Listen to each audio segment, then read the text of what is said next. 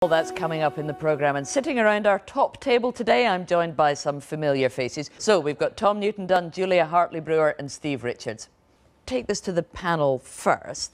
This is obviously a very emotive case, really under the supervision of his own department. This gets a little odd. Justice Secretary criticises Justice Department. Has really been in drift for up to 7 years because the Tory government, that was the coalition government, can't really make up its mind. You know, the original king of soft justice himself, Ken Clarke. And if Tom is right that the government are playing catch-up a bit on John Worboys because there's been such a huge public outcry. The victims of somebody who is convicted of serious crimes have a right to make representations because those cases weren't brought to court. Who made that decision? The Director of Public Prosecutions at the time, now Keir Starmer on the Labour front bench.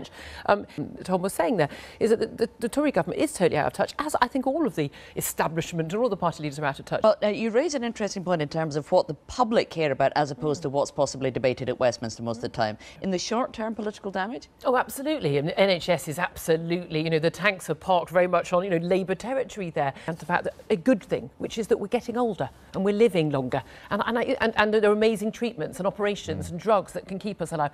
Tom, it turned out not quite to be as dramatic as some of us had maybe expected. Was it a government fail?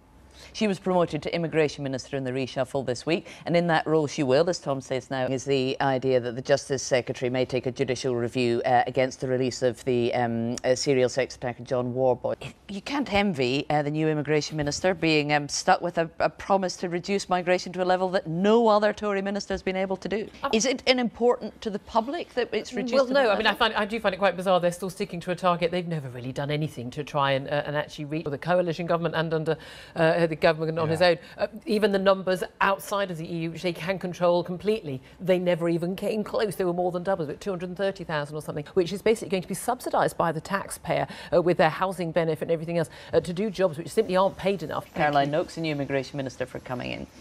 Now, with all the other stuff that's been going on this week, you might be